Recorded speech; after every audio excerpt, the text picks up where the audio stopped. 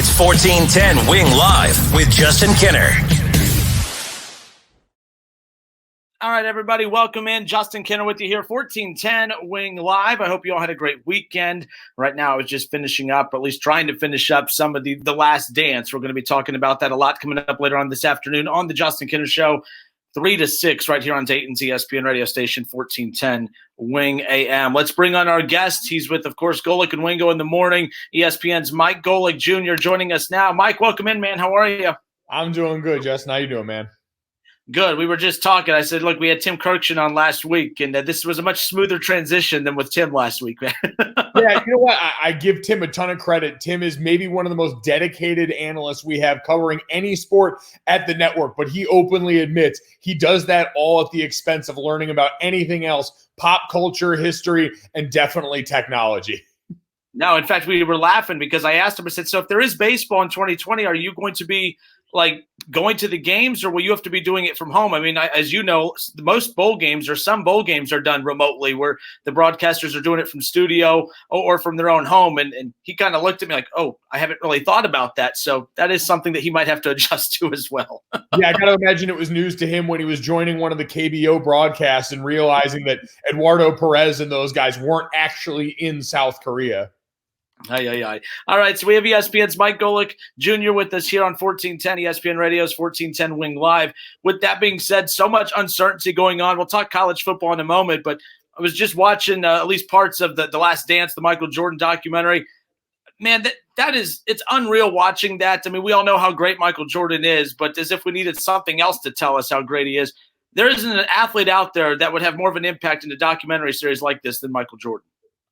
No, and it's amazing. The 30 for 30 series, I think, has always kind of prompted everyone to sort of look in real time at what we're going to get because we know how it started and some of the great teams that we got to hear about in the past, the U, all these different squads. And I think the one that obviously came naturally after this was going to be, all right, when they eventually do LeBron 10, 15, 20 years from now.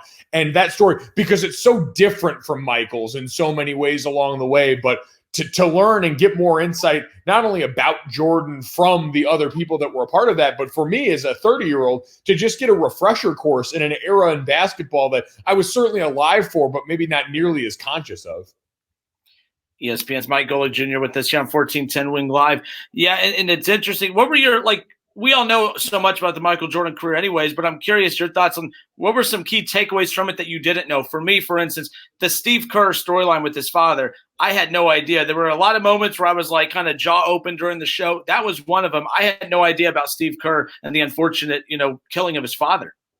Yeah, and an incredibly heartbreaking story, and certainly a connection that most people didn't really realize that Michael and Steve shared together. I think part of the reason why Steve attributes, Michael's ability to really be able to rely on Steve outside of just the work ethic that endeared him there. But I think so much surrounding Scottie Pippen, for me, again, to age myself, so much of the way Scottie Pippen is billed to people my age, and I've checked this with others, is, another top 50 player all time, a guy who, had he not been with Michael Jordan, would have been the star on his own team and got that chance later on after this. But to see that 1.8 seconds, like Scottie Pippen taking himself out of a playoff game, a meaningful moment where, Michael was no longer on the team. This was the year he got to be the leader. This was the year he got to try and show everybody. And because his number wasn't called in a pivotal moment, he pulls himself out, the cardinal sin of any athlete ever. And I was just amazed at how little that's a part of the narrative for Scottie Pippen and the way he was billed most of my life outside of the city of Chicago. Yeah, Phil Jackson was another takeaway from this because it's easy to look at a coach like that and say, well, you coach Shaq and Kobe, you coach MJ Pippen. No wonder you have as many rings as you do. But you learn so much, like, for instance, that Pippen storyline right there, the egos that you're having to manage. Michael Jordan wasn't just a great player. I mean, he was a walking singular version of the Beatles that Coach Jackson had to manage. You look at, obviously, Dennis Rodman. I mean, having to deal with his quirky personality, literally letting him leave for a couple days to go just get what he needs to out of his system.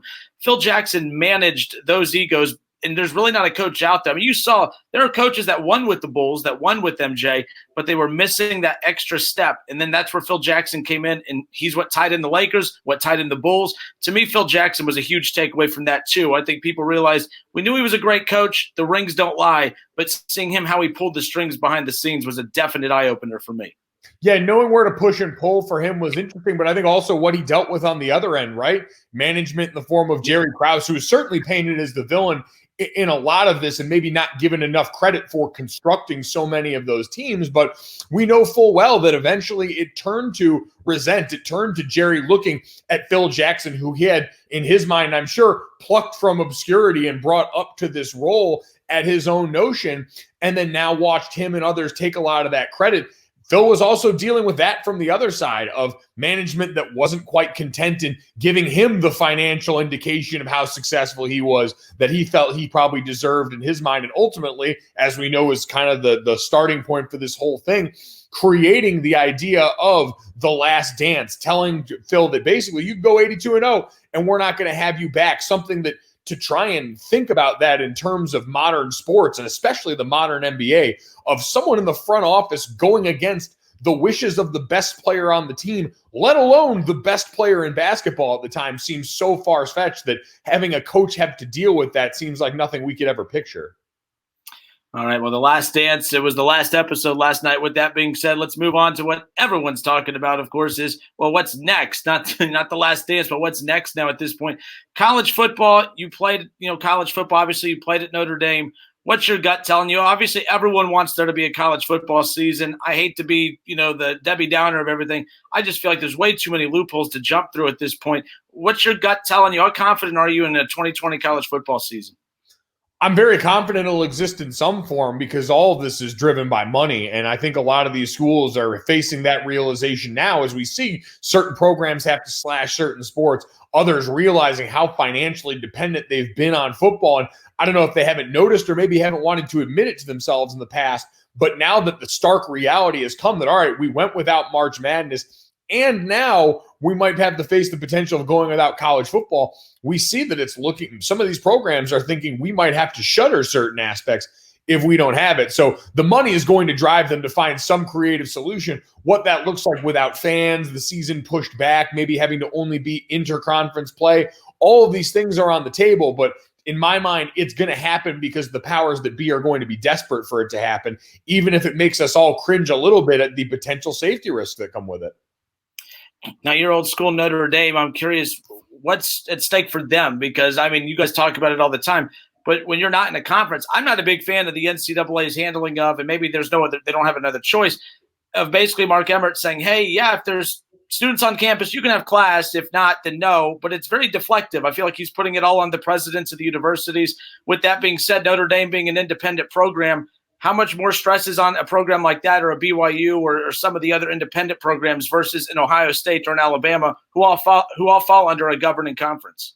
Yeah, it's definitely going to be interesting. And thankfully, Jack Swarbrick, Notre Dame's athletic director, has been so integral in the college football playoff expansion. A lot of the big movements in college football, he has a stake in, and Notre Dame has a stake in. And where they have the advantage, certainly over, unfortunately, BYU and Army and some of the other independents, is Notre Dame does have that tacit affiliation to the ACC, one that's very real for the other sports, where they play 5 ACC teams a year. So you would already, in theory, have that baked into the schedule. And then Notre Dame has these long-standing national rivalries that are built into it. And I think the advantage of some is geographically they make sense. We know that's going to be a part of this. And when you look at Michigan, Michigan State, Purdue, a lot of these teams Midwest situated around South Bend that Notre Dame regularly plays and usually has deals with that come into and factor into a lot of this. I think they're already probably working on ensuring this is a backup, and I think would find a pretty easy time in making themselves a part of whatever plan goes forward. They've always kind of been able to keep that foothold of theirs in college football despite the lack of a conference affiliation. If you were still playing and you're a student athlete, what are your questions you have? Like not about other conferences, not about other, schools or programs, but for you, if you're concerned about your safety, if you are a D1 college athlete or any college athlete that might be put in a position to choose whether to play or not, I mean, would you have any concerns? I mean, I know you're going to be concerned about what's out there, but would that make you, skeptical enough to say maybe it's not worth playing in 2020? I doubt it, because when I was in college, I was pretty dumb and I thought I was pretty invincible. Like I had that same sort of syndrome that most of us had back then, which is you're at the height of your physical ability. You've been efforting to be this your whole life, to go and play big time college football at one of these institutions. And so I hope I would have had the courage and wherewithal to ask questions back then, but I have a feeling I would have been chomping at the bit the way we see a lot of athletes. And especially in college, it's why I put so much of the burden on schools, the administrators, the athletic directors to work in the best interest. If we're going to keep this college football and college sports situation as it is, meaning no one's getting paid, you're going off the idea that an education and providing a scholarship is enough, then your job as those institutions are to look out for these people that you have a tremendous amount of power over and make the adult decision in the room, because like a lot of things, like we see with injuries and concussion, what's the revelation we've had? You got to take athletes' helmets away from them sometimes when it's not safe for them to go out there, because our mentality is always to go, go, go. With college sports, I think that runs doubly so. And so the adults in the room have to kind of do a very difficult thing, act in something that might not be financially incentivized for them, and make sure we're going above and beyond to make this environment as safe as it can be for a group of kids that's already going to be difficult to control, because it's college. It's a college campus that's attached to this, not just a professional team with a lot fewer bodies and responsibilities. Golic and Wingo, Monday through Friday, 6 a.m. to 10 a.m. And, of course, it's not just Mike Golic and Trey Wingo. It's Mike Golic Jr., and Trey Wingo. What's that like? I mean, I'm sure you get this all the time. I mean, real hard-hitting question here. But working with your dad, I mean, it has to be something special. Doing what you do is an amazing job to begin with. But then when you get to work alongside your father, I'm sure that just enhances everything you're doing.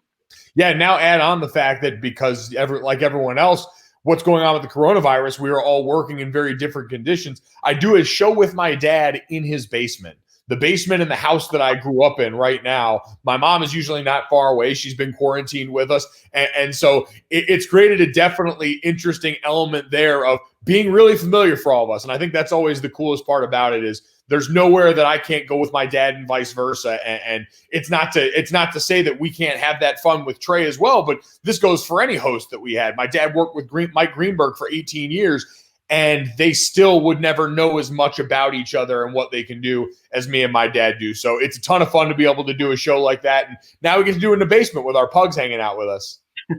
Hey, so I'm seeing like other network shows return back to studio, and if you can't reveal it, that's fine. But has ESPN been in contact with you guys at all about when you can expect to return, or are things just comfortable as is right now, still getting the job done? Yeah, no communication at this point on anything like that. And so we're sort of that old athlete mentality of, all right, especially me and Dad, once we get the orders, we were O&D linemen. So once you tell us what the game plan is, we're going to just go out there and try and execute. And so until we hear otherwise, we're going to keep trying to execute in the basement, usually wearing sweatpants, shorts, and house slippers. All right. Now, you work with Jason Fitz as well, obviously. And I'm curious, you guys do a social media show like this as well. Are you guys on tonight? We are. We're on. So Jason and I do Monday Night Party. We ESPN, because of the lack of normal sports programming during the week, has been re-airing old Monday Night Football games, Major League Baseball games, college football games, things like that. We are the fortunate ones that get to hang out with Monday Night Football and get everyone ready for that. So this week, I believe we've got the 2018 appearance of Patrick Mahomes on the field for the first time, and everything that he became as a starter going into that year that would eventually become his MVP season. So pretty excited for that one, but it's a ton of fun hanging out with Fitzy. And usually his wife is doing a Zumba class in the background during our show, so it always makes it interesting. Well, there you go. All right, ESPN's Mike Golic Jr. good enough to join us here on 1410 Wing Live, presented by Arrowhead Tax Service. Mike, thanks so much for your time. Much appreciated. Take care. Be safe. Absolutely. Thanks for having me. All right, that's Mike Golic Jr. From Golic and Wingo in the morning. Again, we are brought to you by Arrowhead Tax Service. Arrowhead Tax Accounting and Payroll Service in New Carlisle is open and here to serve. Call Michael at 937-543-5770 or make an appointment online at arrowheadtaxservice.com.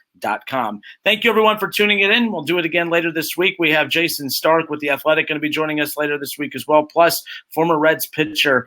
We'll be talking with him again from the Korean Baseball Organization. We'll be talking with Dan Straley on tomorrow's show. Until tomorrow, this has been 1410 Wing Live.